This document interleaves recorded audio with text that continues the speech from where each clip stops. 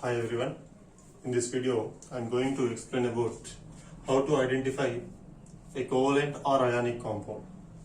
So you know that generally compounds are basically classified into two types, ionic compounds and covalent compounds, depends upon ionic bond and covalent bond. So what is the mean by the ionic bond and what is the mean by the covalent bond? You know that very well, ionic bond is formed by the transfer of electrons and it is formed in between the non-metal and metal. It is a hint point here, metal and non-metal. Ionic bond is formed by the transfer of electrons and it is formed in between metal and non-metal.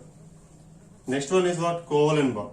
Covalent bond is formed by the sharing of electrons. That means two atoms contribute the two electrons to form one bond. So that is sharing of electrons. In ionic bond, one atom donates electrons, another atom gains the electron. So this is the difference between the covalent bond and ionic bond. So covalent bond is formed between the non-metal and non-metal. So your key point is what? Ionic bond is formed between the metal and the non-metal. This is a key point to identify the ionic compound. And covalent bond is formed between the non-metal and non-metal. This is a key point to identify the covalent compounds. So in periodic table, which are metals and which are non-metals. So here, blue color line indicating that the middle portion, the blue color. So left side of the blue color indicating that metal somehow. So this side portion all are hydrogen, that is lithium, first A group elements, second A elements, and D block elements are considered as the metals. Right side from the blue color, nothing but what? Thorium, boron, carbon, silicon, nitrogen, phosphorus. This portion indicating that what? Non-metals. So this portion indicating that what? Metals, and this side indicating that what? Non-metals. Okay.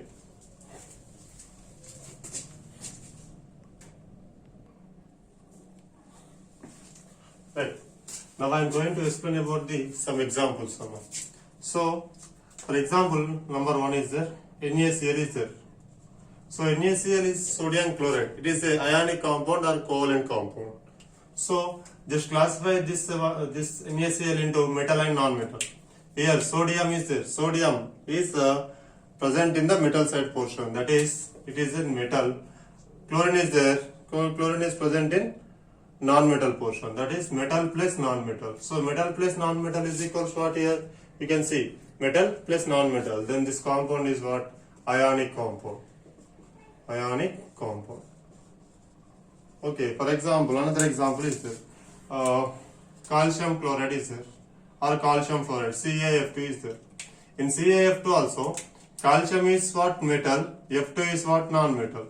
So metal plus non-metal, it is also considered as a ionic compound. Right? So, what about example number 2? In case of example number 2, you can see carbon dioxide is there. In carbon dioxide, both carbon and oxygen are present in the non-metal portion. That is non-metal plus non-metal. That is equals to what? Non-metal plus non-metal is equals to what? Covalent bond. That means what? Covalent compound. So in this way, you can easily identify you can easily classify any compound into ionic compound or covalent compound.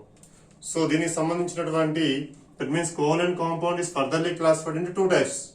దానికి సంబంధించిన video next video upload చేస్తానండి, చూడండి. That is polar covalent bond and non polar covalent bond. Okay, thank you.